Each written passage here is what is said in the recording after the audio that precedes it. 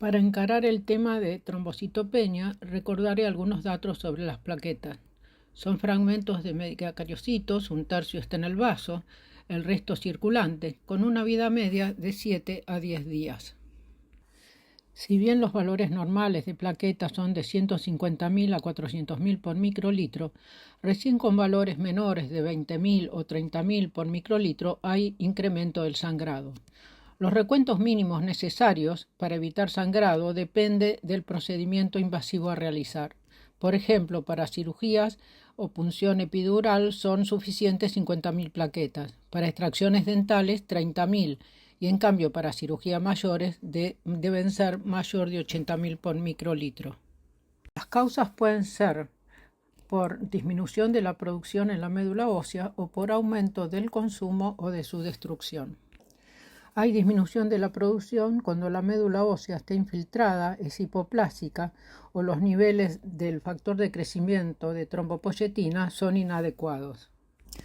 El aumento del consumo se observa con traumatismos, hemorragias, lesiones o cuadros hematológicos como la coagulación intravascular diseminada o la púrpura trombótica trombocitopénica.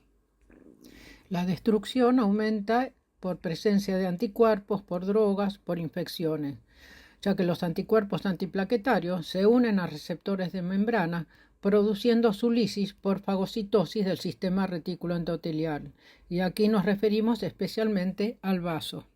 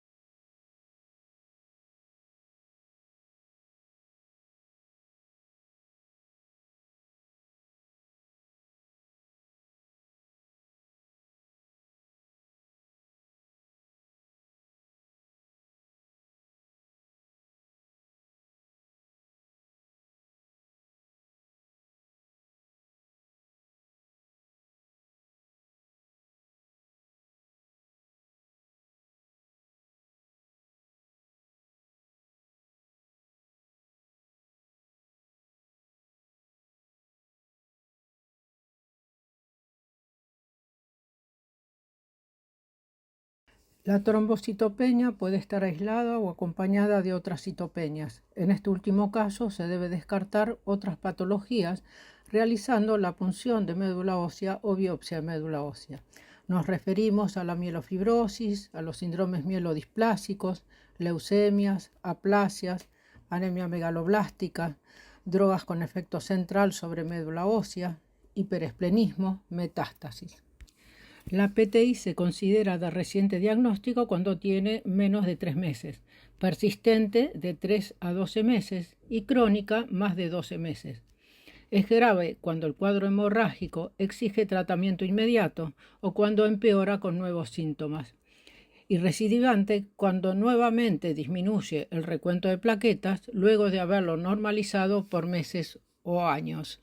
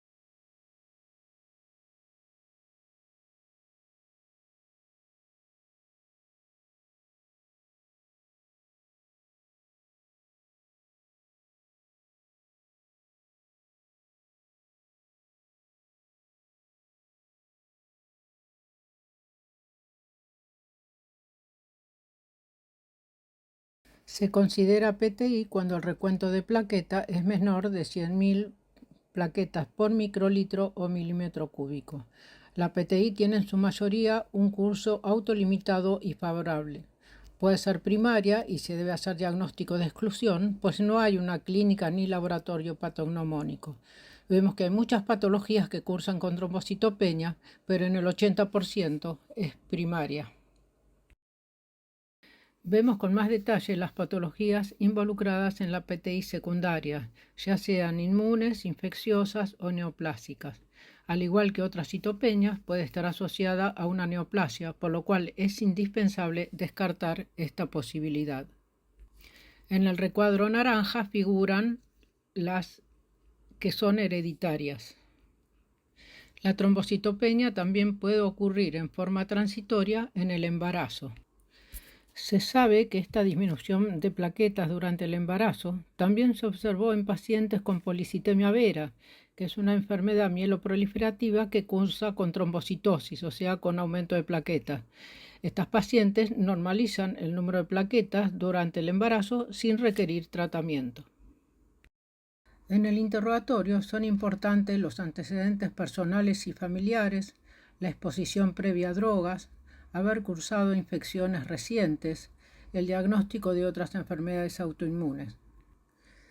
En el laboratorio nos ayudará el hemograma, las características de las plaquetas y de las otras células en el frotis de sangre periférica, los estudios de anticuerpos, la serología y en algunos casos puntuales la punción de médula ósea que se caracteriza por un aumento de megacariocitos normales. Entonces el estudio de médula ósea, ya sea por punción de médula ósea y o por biopsia, nos será de utilidad en adultos mayores de 60 años, cuando hay falla de la primera línea de tratamiento, en situaciones de preesplenectomía y cuando la trombocitopenia está asociada a otras citopenias.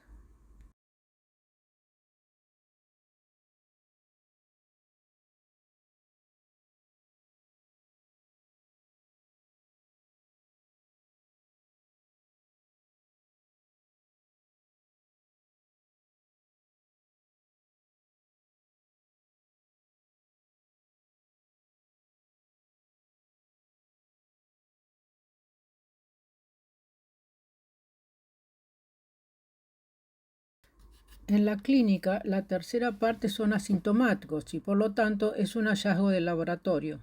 La fiebre y la esplenomegalia nos ayudarán con los diagnósticos diferenciales. El principal cuadro clínico corresponde al sangrado, que puede ser solo en piel y faneras, petequias, equimosis según el tamaño. Cuando hablamos de las púrpuras húmedas nos referimos a las que están en la mucosa. El fondo de ojos es muy útil cuando los recuentos son muy bajos o cuando el paciente tiene manifestaciones neurológicas para descartar sangrado en sistema nervioso central.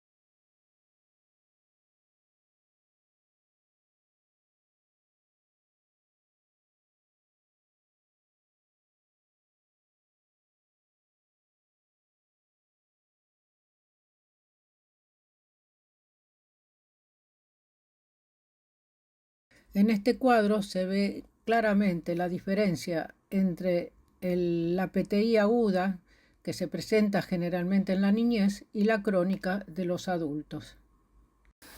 Ahora pasemos al tratamiento. Este se indica cuando las plaquetas son menores de 30.000 por microlitro o cuando el recuento de entre 30.000 y 50.000 por microlitro se acompaña de manifestaciones hemorragíparas. Las medidas de cuidado se aconsejan a todos los pacientes con trombocitopenia, pero especialmente cuando el recuento es menor de 50.000 por microlitro. En primera línea, continúa desde hace muchos años el uso de corticoides. En algunas ocasiones se recurre a las inmunoglobulinas que bloquean los anticuerpos responsables de la lisis plaquetaria. Actualmente, a la larga lista de segunda línea con inmunosupresión, danazol, vincristina, medicamentos con largo uso y experiencia, se suman los agonistas que mimetizan a la trombopoyetina y el monoclonal rituximab. El rituximab es un monoclonal que es anti-CD20, es decir, se une a una proteína de la membrana de linfocitos B. En un inicio se utilizó solo para los linfomas de linfocitos B y actualmente su uso se extendió a muchas enfermedades autoinmunes con muy buenos resultados. Por eso cada vez se utiliza más en PTI. La esplenectomía es siempre un último recurso válido para los pacientes que no respondieron a las otras terapias previas mencionadas. El aumento marcado de plaquetas en forma inmediata a la esplenectomía son muy buenos predictores. Es siempre importante considerar la profilaxis inmunológica con vacunas y antibióticos.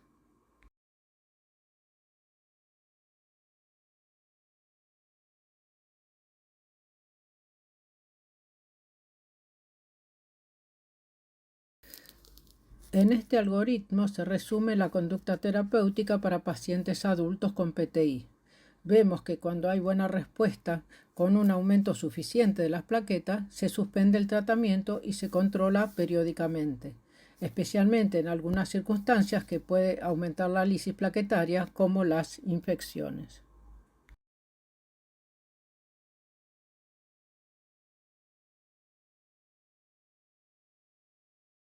Y para concluir, el diagnóstico diferencial es muy importante. Un buen diagnóstico garantiza un tratamiento más eficaz. A veces la transfusión de plaquetas no es de utilidad por la presencia de los anticuerpos. Y si la lisis plaquetaria es muy difícil de controlar, en algunas ocasiones se debe recurrir a la esplenectomía.